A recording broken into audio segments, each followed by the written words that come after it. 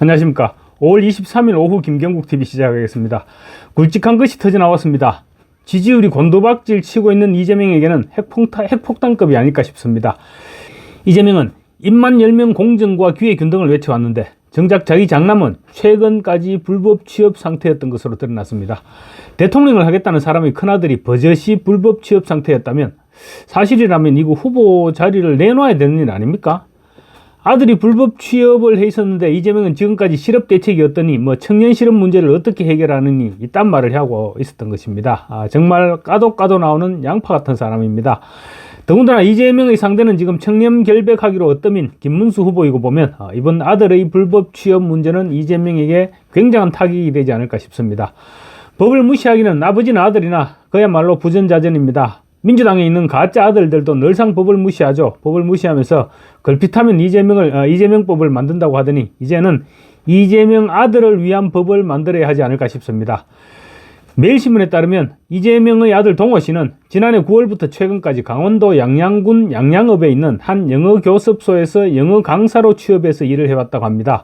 그런데 관련법에 따르면 교습소는 강사를 채용할 수 없고 운영 주체 한 명만이 학생들을 가르칠 수 있는데 이 교습소는 이동호를 강사로 취업시킨 뒤 교습소를 찾은 학생들에게 불법 학습 지도를 했다는 것입니다.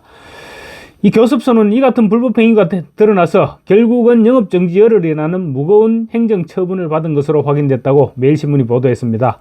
해당 교습소는 지난달 28일부터 이달 7일까지 실제로 문을 닫았습니다. 학원법과 강원도 학원의 설립 운영 및 과외교섭 규칙 위반 탓이었습니다. 지역에서 학원이 영업정지라는 처분을 받게 되면 학부모나 학생들로부터 신뢰가 떨어질 수밖에 없기 때문에 아마도 상당한 타격이 불가피할 것으로 예상됩니다.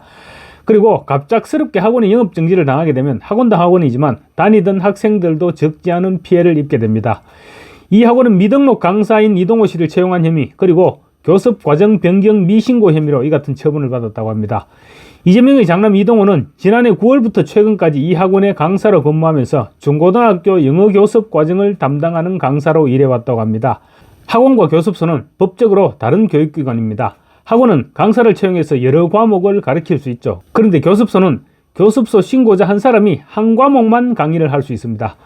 매일신문에 따르면 양양 지역 교육계 관계자는 주변 학원에서 이 씨가 위법하게 채용돼서 영어 강의를 한다면서 신고가 들어왔고 이 같은 처분이 내려졌다고 말했습니다.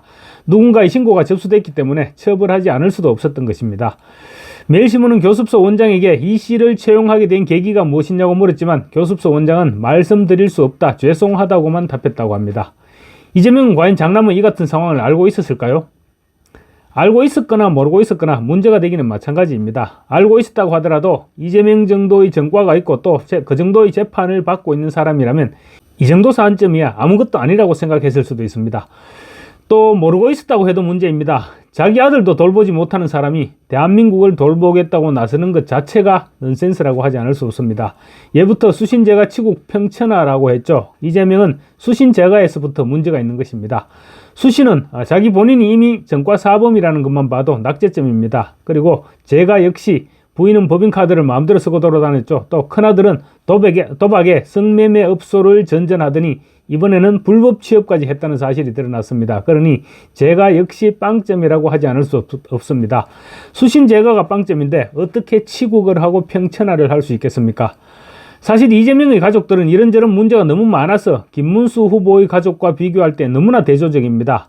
김문수 후보의 부인 설난영 씨 역시 김문수 후보가 경기도지사를 할 때 경기도청 주변에는 얼씬도 하지 않았고 학생이던 딸 민주 씨 역시 관사에 같이 생활하는 것도 부담스럽다고 관사에 같이 있지 않고 외부에서 방을 따로 얻어서 생활했다고 합니다.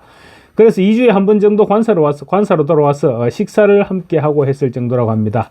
그러니 모범이 되는 가정이라고 할 수 있는데 그러니까 떳떳하게 선거 유세도 함께 나서고 있는 것입니다. 그런데 이재명은 부인도 그렇고 두 아들도 그렇고 유세 현장에는 얼굴을 내밀 엄두도 내지 못하고 있습니다.